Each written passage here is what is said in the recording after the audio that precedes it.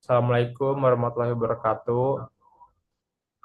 Kami kelompok 4 akan mempresentasikan hasil kerja kami dengan analisis konsep dasar bisnis internasional dan perbedaannya dengan bisnis domestik. Ya, dengan saya sendiri Deni Akaryanto, rekan saya Dinda Destiani, Putri Aulia, Putri Azura yang sedang sakit, dan Regita Salsabira. Next. Sebelum lanjut ke materi, saya jelaskan dulu latar belakang dari bisnis internasional ini mencakup sejumlah faktor dan perkembangan yang mendorong perusahaan untuk memperluas operasi dan kegiatan mereka ke luar negeri. Salah satunya adalah globalisasi mendorong integrasi ekonomi antar negara melalui peningkatan perdagangan, investasi, dan aliran modal internasional. Dengan semakin terbentuknya pasar global, perusahaan mempunyai kesempatan untuk memperluas pasar, mengakses sumber daya baru, dan meningkatkan daya saing. Next slide. Eh, Rumusan masalahnya itu yang pertama, apa yang dimaksud dengan bisnis internasional, baik dari segi perekonomian, perdagangannya, bahkan sampai kepada wilayahnya. Yang kedua ini, apa perbedaan bisnis internasional dengan domestik? Dan yang ketiga, apa saja yang menjadi kekuatan lingkungan luar negeri dalam bisnis internasional ini? Dengan tujuannya ini yang pertama, menjelaskan pengertian bisnis internasional baik dari segi perekonomiannya, perdagangannya, bahkan sampai kepada wilayahnya. Yang kedua ini menjelaskan tentang perbedaan antara bisnis internasional dengan domestik. Yang ketiganya ini menjelaskan apa saja yang menjadi kekuatan-kekuatan lingkungan luar negeri dalam bisnis internasional ini. Selanjutnya akan dibacakan oleh rekan saya Dinda Destia.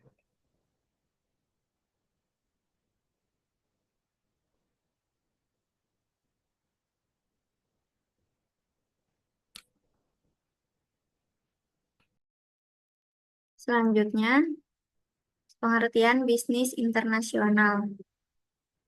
Bisnis internasional merupakan kegiatan ekonomi yang melibatkan transaksi barang, jasa, teknologi, modal, dan informasi yang melintasi batas-batas negara. Dengan kata lain, bisnis internasional adalah aktivitas perdagangan yang dilakukan oleh perusahaan atau individu di lebih dari satu negara. Bentuknya bisa berupa ekspor dan impor, investasi langsung asing, kemitraan, atau kolaborasi antar perusahaan dari negara yang berbeda. Esensiasi dari bisnis internasional beradaptasi dengan berbagai lingkungan global sambil tetap menjaga identitas merek. Selanjutnya, di sini terdapat tujuan utama bisnis internasional. Yang pertama, meningkatkan profit dan penjualan. Yang kedua, diversifikasi risiko. Yang ketiga, akses ke sumber daya. Yang keempat, meningkatkan hubungan antar negara. Dan yang terakhir, memanfaatkan keunggulan kompetitif. Bisnis internasional dari segi perekonomiannya. Perdagangan internasional tidak lepas dari pengaruh ekonomi dan politik di negara-negara yang terlibat di dalamnya. Perdagangan dapat menjadi mesin pertumbuhan bagi sebuah negara.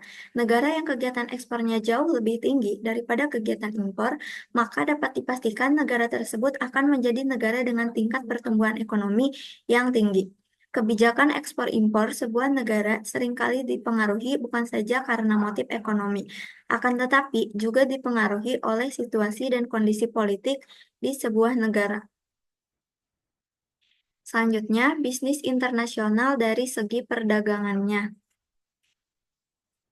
Perdagangan internasional telah membagi kerja dunia, yang mana negara-negara maju sebagai negara yang memproduksi produk industri, sedangkan negara berkembang berperan sebagai negara pemasok bahan baku untuk industri negara maju.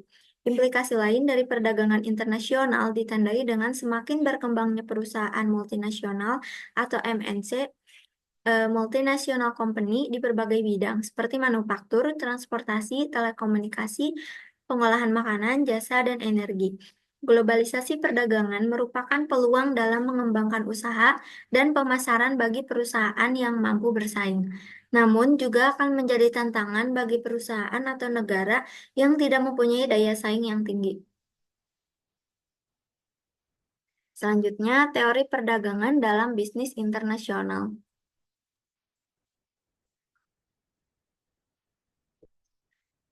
Teori perdagangan klasik. Yang pertama, merkantilisme. Teori merkantilisme ini berpendapat bahwa satu-satunya cara negara untuk menjadi kaya adalah dengan melakukan sebanyak mungkin ekspor dan meminimalisir impor. Yang kedua, absolute advantage.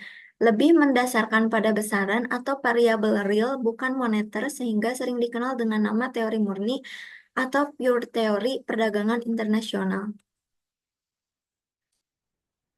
Selanjutnya akan dibacakan oleh Putri Aulia.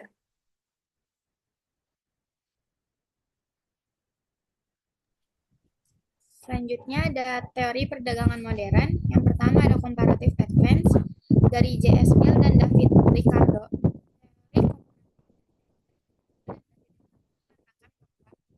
Suatu negara akan menghasilkan comparative advance besar dan mengimpor barang yang memiliki comparative disadvantage. Yang kedua ada teori Hexer-Ohlin dari WHO menjelaskan beberapa pola perdagangan dengan baik. Negara-negara cenderung untuk mengekspor barang-barang yang menggunakan faktor produksi yang relatif melimpah secara intensif.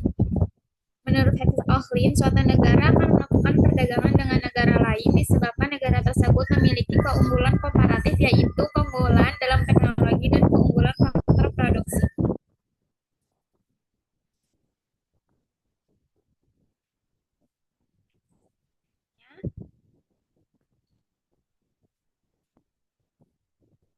Wilayah dalam bisnis internasional mencakup berbagai wilayah dengan karakteristik ekonomi, politik, dan budaya yang beragam, yang meliputi pertama regionalisasi, yaitu negara-negara yang berbentuk blok ekonomi untuk memperkuat perdagangan dan mengurangi hambatan seperti Uni Eropa, ASEAN, dan Mercosur.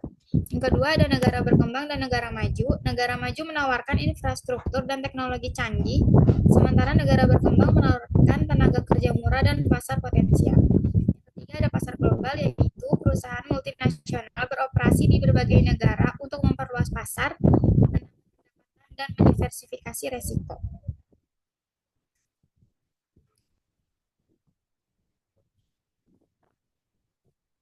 Yang keempat ada zona ekonomi khusus atau SEZ, yaitu negara menciptakan SEZ dengan insentif seperti pajak rendah dan infrastruktur untuk menarik investasi asing. Contohnya Shenzhen di Tiongkok. Yang terakhir ada global value chain atau GVC, yaitu perusahaan membagi tahap produksi di berbagai negara, seperti komponen ponsel yang diproduksi di beberapa tempat sebelum dirakit untuk pasar global.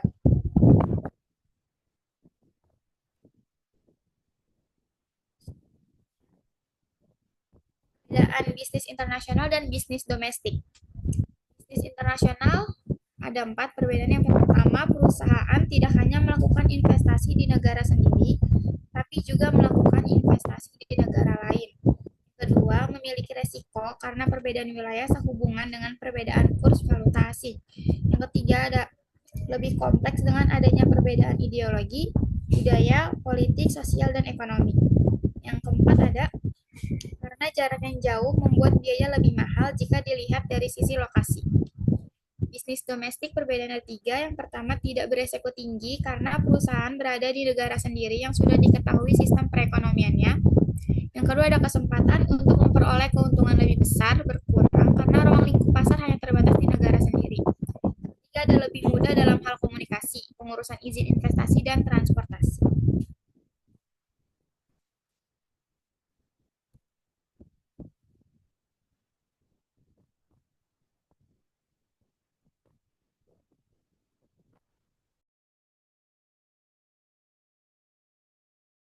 Selanjutnya akan dibaca oleh Regita.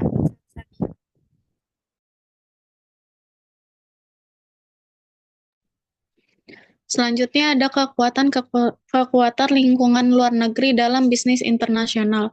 Yang pertama kompetitif, jenis dan jumlah para pesaing, lokasi-lokasi mereka dan kegiatan-kegiatan mereka. Yang kedua distributif, agen-agen nasional dan internasional yang tersedia untuk mendistribusikan barang-barang dan jasa-jasa.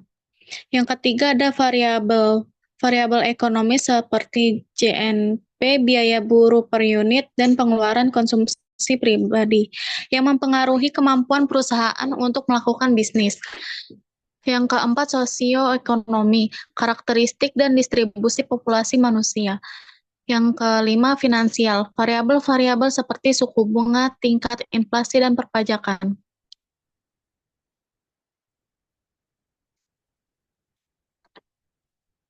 Selanjutnya, kekuatan lingkungan luar negeri dalam bisnis internasional.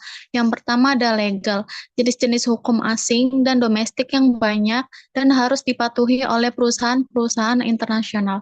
Yang kedua, fisik, unsur-unsur alam seperti topografi, iklim, dan sumber-sumber alam. Yang ketiga, politik, elemen-elemen iklim politik bangsa seperti nasionalisme, bentuk pemerintahan, dan organisasi-organisasi internasional. Yang keempat, sosiokultural. Unsur-unsur budaya seperti sikap, kepercayaan, dan pendapat yang penting bagi para pelaku bisnis internasional. Yang kelima, buruh, komposisi keahlian dan sikap buruh. Yang keenam, teknologi, keahlian dan peralatan teknis yang mempengaruhi bagaimana sumber-sumber diubah menjadi berbagai produk.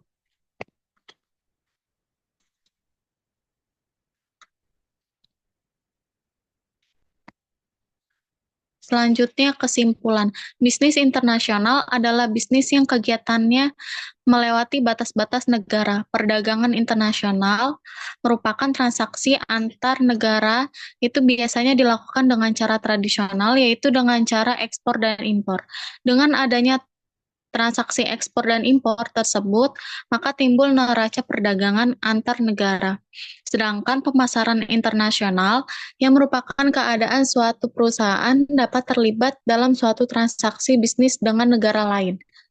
Perusahaan lain ataupun masyarakat umum di luar negeri, transaksi bisnis internasional ini pada umumnya merupakan upaya untuk memasarkan hasil produksi di luar negeri.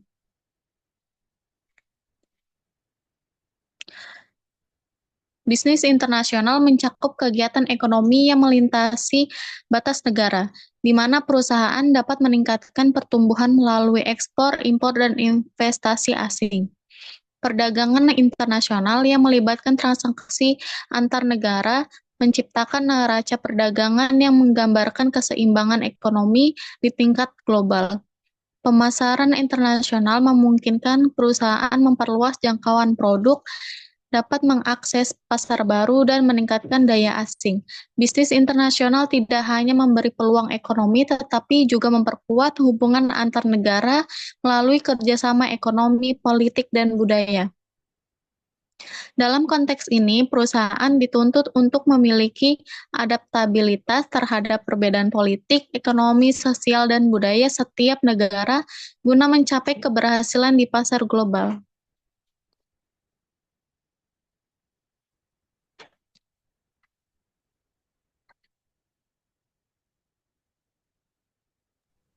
Sekian presentasi dari kelompok 4. Kurang lebihnya mohon maaf. Wassalamualaikum warahmatullahi wabarakatuh.